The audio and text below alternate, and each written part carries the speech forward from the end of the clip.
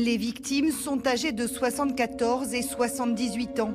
Des fidèles de la mosquée de Bayonne, grièvement blessés par balles.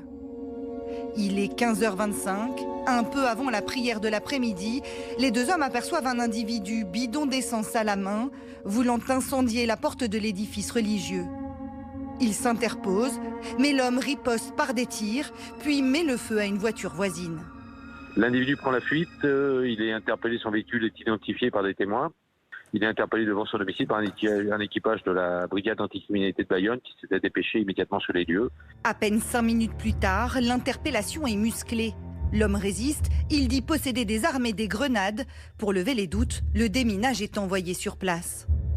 Le tireur présumé est un vieux monsieur, Claude Cinquet, 84 ans.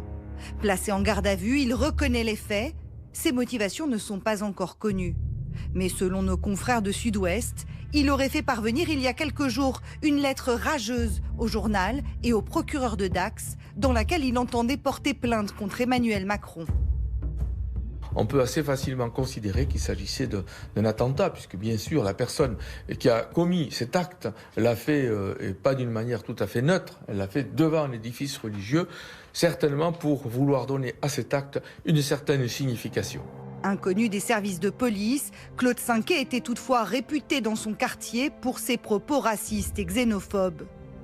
En 2015, il s'était présenté aux élections départementales sous l'étiquette Front National.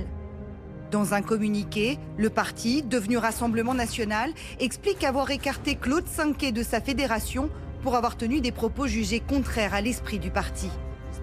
Une mise à distance qui ne convainc pas ce représentant du culte musulman.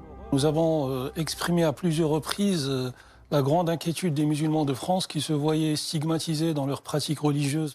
Mais nous voyons qu'à chaque fois, les provocations, les attaques viennent des extrêmes et il y a une instrumentalisation de la peur de l'islam par rapport auprès de nos compatriotes et ceci peut faire basculer certains dans des actes irréparables.